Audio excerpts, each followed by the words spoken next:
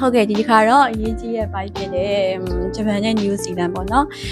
်ဂျပန်ကိုကြားတော့ဘယ်လိုလူမျိုးတွေသွားပြီးတော့နေတင်တယ်လဲပေါ့ဘယ်လိုအရွယ်လေးတွေသွားတင်တယ်လဲပေါ့ပြီးတော့နယူးဇီလန်ကြားတော့ဘယ်လိုအသက်အရွယ်လေးလာတင်တာပို့ပြီးတော့အဆင်ပြေရဲဆိုတာကိုညီမတို့ရဲ့ personal thinking skills တွေနဲ့အကြံဉာဏ်ပေးချင်ပါတယ်တကယ်လို့လွဲသွားတာရှိလို့ချင်းသိခံပေးပါလို့ပြောချင်ပါတယ်ရှင်ဟုတ်ကဲ့ပထမဆုံးပြောချင်တာအဓိကဂျပန်ပေါ့နော်ဂျပန်မှာဆိုလို့ချင်းအသက်20ကနေ30ကြားလူငယ်ပိုင်းလေးတွေပေါ့နော်အဲ့လိုမျိုးအရွယ်လေးတွေသွားတင်ပါတယ်ဘာဖြစ်လို့ဆိုတော့ဂျပန်ကဘယ်နေရာမှာဆိုအကုန်လုံးလှပါတယ်ကိုလိုချင်တဲ့ပစ္စည်းတွေလွယ်တဲ့ကိုဝယ်လို့ရပါတယ်အဲ့လိုမျိုးပေါ့နော်ကိုလှုပ်ချင်တဲ့ຢာတွေအရင်အများကြီးပဲရှိရပေါ့နော်နောက်ပြီးတော့အဲ့လိုမျိုးဂျပန်ရဲ့ကာချာတွေလည်းလေ့လာလို့ရတယ်ပေါ့ဟုတ်အဲ့လိုမျိုးတွေရှိရနယူးဇီလန်ကကြတော့ရန်ပြောရမယ်ဆိုလို့ချင်းworld life balance ဆိုလို့ချင်း New Zealand ကကြတော့လိုမျိုးအဓိကလာကြတာတော့လိုမျိုးမိသားစုတည်ဆောက်ထားတဲ့လူတွေကလေးလေးတွေရှိရဲဆိုလို့ချင်းဒီနိုင်ငံအဆင်ပြေပါတဲ့မျိုးသဘာဝတရားတွေဒါရန်လှပပါတယ်ကိုပြောခဲ့သလိုပဲပေါ့နော်ဟုတ်ကဲ့ဟုတ်တယ်ပေါ့နော်ဟုတ်မိလေးပြောခဲ့သလိုမျိုးပေါ့နော်ပြောရရင် New Zealand ကတော့အဓိကမိသားစုဘဝတည်ဆောက်မယ်မိသားစုနဲ့အေးအေးဆေးဆေးဖြတ်တန်းခြင်းနဲ့ဆိုရင်တော့နယူးဇီလန်နိုင်ငံကတင်လျော်ပါတယ်ဒါမှမဟုတ်ကိုကလူငယ်ပြီးတငယ်ချင်းတွေနဲ့ဟိုသွားလိုက်ဒီသွားလိုက်ကျွန်တော်တို့အဲ့လိုမျိုးပေါ့နော်လူငယ်တဘာဝပေါ့နော်ပြောချင်ပါချင်သေးတယ်ဆိုရင်တော့ဒီနိုင်ငံကအဆင်ပြေဘူးပေါ့နော်ဘာမှမရှိဘူးပေါ့နော်ဂျပန်မှာတော့အများကြီးပဲရှိတယ်ပေါ့နော်ဆိုတော့အဲ့လိုမျိုးအနေအထားရှိပါတယ်နောက်တစ်ခုကတော့ဒီ luxury ပေါ့ luxury ပစ္စည်းတွေဒီမှာကလူတွေကမဝယ်ကြဘူးနေတယ်ပေါ့ဆိုင်နေလည်းမရှိဘူးပေါ့နော်ဈေးဝယ်လို့လည်းအဆင်မပြေဘူးပေါ့နော်ဆိုတော့အဲ့လိုမျိုးတွေကိုကစိတ်ဝင်စားတဲ့ချစ်မြတ်လို့ဆိုရင်တော့ဂျပန်မှာတော့အရန်များပါတယ်ဆိုတော့အဲ့လိုမျိုးဟာကျတော့ဂျပန်သွားတင်ပါတယ်ပေါ့ဒီနိုင်ငံကတော့အေးအေးဆေးဆေးနဲ့ work life balance နဲ့အဲ့လိုမျိုးလေးနေခြင်းတဲ့လူအေးအေးဆေးနေခြင်းတဲ့လူတွေပဲတင်လျော်ပါတယ်နယူးဇီလန်ကတော့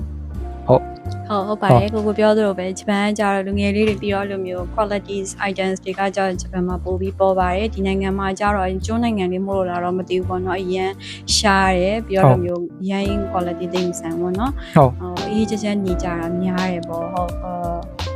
့ဟုတ်ဒါကတော့အဓိကကျွန်တော်နောက်ဆုံး recommend လေးပေါ့နော်ဆိုအားလုံးပဲဘာပဲပြောပေါ့နော်ဆိုကျွန်တော်တို့ရဲ့ဒီဗီဒီယိုလေးကနေတစ်ဆင့်နည်းနည်းပါးပါပေါ့နော်ဒီနယူးဇီလန်နဲ့ဂျပန်ရဲ့အကြောင်းလေးတော့နည်းနည်းသိသွားမယ်လို့တော့မျှော်လင့်ပါတယ်ပေါ့နော်အဓိကတော့နယူးဇီလန်နိုင်ငံပေါ့နော်နယူးဇီလန်နိုင်ငံဩစတြေးလျနဲ့နယူးဇီလန်နဲ့တကယ်တော့တိတ်မကွာဘူးပေါ့နော်လစာပိုများသွားတာလောက်ပဲရှိတယ်ပေါ့နော်ပြီးတော့ဂျပန်ဆိုတာလည်းဒါကျတော့ဒီကျွန်တော်တို့ဒီစင်ကာပူတို့ဂျပန်တို့ဆိုရတာပုံစံတူတယ်ပေါ့နော်ဒါဒီလိုလောက်ပဲကွဲတာပေါ့နော်ဆိုတော့အဲ့လိုမျိုးတော့ယူဆလို့ရပါတယ်ပြောရရင်နယူးဇီလန်ဂျပန်နှစ်နိုင်ငံနဲ့မဟုတ်ဘဲနဲ့အဲ့လိုမျိုးနည်းနည်းရေပွေးအဖြစ်တော့ယူဆလို့ရမယ်လို့တော့မျှော်လင့်ပါတယ်ဟုတ်ပါတယ်ကိုပြောခဲ့သလိုပဲပေါ့နော်လိုမျိုးလေးတွေရှိရပေါ့နော်ဒီနေ့နေနောက်ဆုံးပြည့်စွက်ပြီးပြောချင်တာကတော့အကြံဉာဏ်လေးပေးချင်တာပေါ့နော်ဒါကတော့ကိုကအဲ့လိုမျိုးပေါ့နော်ကိုယ့်ရဲ့အသိမိတ်ဆွေတွေမှာဂျပန်နေပြီးတော့နယူးဇီလန်လာကျင်တဲ့သူတွေလာပြီးမေးရလို့ရှိပါတယ်အဲ့ခါမေးတဲ့အခါမှာညီမအနေနဲ့ recommend လေးပေးချင်တာကြတော့ကိုကဒီနိုင်ငံကိုတကယ်လာကျင်တာလားအဲ့လိုမျိုး for host တွေမပေးချင်ပါဘူးညီမတို့နှစ်ယောက်ဆိုလည်းဒီနိုင်ငံကိုမရောက်ခင်အဲ့လိုမျိုးအများကြီးပဲအကြီးပဲမျှော်လင့်ထားခဲ့သလိုပေါ့အများကြီးပဲမျှော်လင့်ထားခဲ့ပါတယ်ပေါ့နော်တကယ်လို့မျှော်လင့်ထားသလိုမျိုးလည်းတကယ်လည်းဖြစ်မလာပါဘူးပေါ့နော်အဲ့ဒါကြောင့်အဲ့လိုမျိုးတွေရှိအဲ့အတွက်ကြောင့်ညီမနောက်ဆုံးအနေနဲ့ recommend လေးပေးချင်တာကြတော့ကိုကနယူးဇီလန်ကိုတကယ်နေကျင်တဲ့နိုင်ငံဖြစ်လားမဖြစ်လားဆိုတာကိုအနေနဲ့အရင်ဆုံး business visa နဲ့အရင်လာခဲ့တင်ပါတယ်လာလေပြီးတော့မှကိုကတစ်ပတ်လောက်ပဲဖြစ်လာလေပြီးတော့အခြေအနေကိုကြည့်ပြီးတော့မှအဆင်ပြေတယ်ဆိုမှဒီနိုင်ငံကိုပြောင်းလာပါလို့မဟုတ်လို့ညီမတို့နှစ်ယောက်လို့ဘာလဲဘယ်လိုပြောရဖောင်ဖြတ်ပြီးတော့လာဖောင်ဖြတ်ပြီးလာတာဆိုတော့ဟုတ်ပြန်လို့ကတော့မရတော့ဘူးပေါ့နော်ပြောရရင်ဒါပေမဲ့အဲ့လိုမျိုးပေါ့နော်ဟိုမမျော်လင့်ထားတဲ့အရာတွေအများကြီးပဲရှိတယ်ပေါ့နော်ဒါမျိုးတွေတိတ်ပြီးတော့ online မှာမတွေ့ရဘူးဆိုတော့အရန်အထင်ကြီးပြီးတော့လာတာပေါ့နော်ကျွန်တော်တို့လည်းအဲ့လိုမျိုးပေါ့နော်ဟုတ်ပါတယ်အဓိကလိုမျိုးပေါ့ကိုကအင်္ဂလိပ်စာလေးပဲပြောရတာဂုဏ်ယူစရာဖြစ်ပါတယ်ပေါ့နော်လိုမျိုးလာစာလေးတွေလည်းညားရဆိုမှတခြားအရာတွေလည်းရှိနေသေးတာပေါ့နော်အဲ့ဒါကြောင့်မလို့ညီမတို့ည recommend ပေးချင်တာတော့တေချာပေါက်အရင်ဆုံးပေါ့နော်အဲ့လို visit visa လေးနဲ့ရလာလေပြီးတော့မှကိုတကယ်ကြိုက်တယ်ဆိုတော့မှပြောင်းဖို့ဆုံးဖြတ်ပါလို့အကြံဉာဏ်ပေးချင်ပါတယ်ရှင်ဟုတ်ကဲ့အရင်ကောင်းတဲ့အကြံဉာဏ်ပဲပေါ့နော်မိလေးဟုတ်ကဲ့ဒါဒီလောက်ပါပေါ့နော်ကျွန်တော်ဒီနေ့ကတော့ဟုတ်ဗီဒီယိုလေးကိုကျွန်တော်တို့အဆုံးထိကြည့်ရှုအားပေးတဲ့အတွက်လည်းအားလုံးကိုကျေးဇူးတင်ပါတယ်လို့ဟုတ်ကျွန်တော်တို့ရဲ့ဗီဒီယိုလေးကတခုခ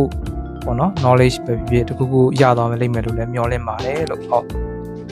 ဗီဒီယိုမှာပြောမှာဟ ဟုတ်ကဲ့ဟုတ်ပါတယ်ဘာပဲဖြစ်လို့မျိုးကိုပြောခဲ့သလိုတွေပဲပေါ့နော်ညီမတို့ညအောင်စူးစမ်းပြီးလို့မျိုးလေး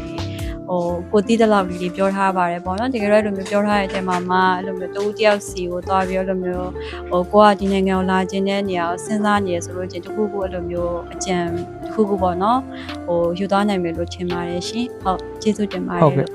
တ်ဗီဒီယိုလေးကိုအဆုံးထိကြည့်ချင်အားပေးလို့ကျေးဇူးတင်ပါတယ်ဟုတ်ကျွန်တော်တို့ရဲ့ဗီဒီယိုလေးချန်နယ်တက်တဲ့ဆိုရင်လည်း like and subscribe လုပ်ပြီးတော့ကြဖို့လည်းမမေ့ပါနဲ့ခင်ဗျဟုတ်အားလုံးကိုကျေးဇူးတင်ပါတယ်အားလုံးပဲကျေးဇူးတင်ပါတယ်ရှင်နောက်ဗီဒီယိုမှာပြန်တွေ့ပါမယ်ရှင်ကျေးဇူးတင်ပါတယ်ရှင်ဟုတ်ကျေးဇူးတင်ပါတယ်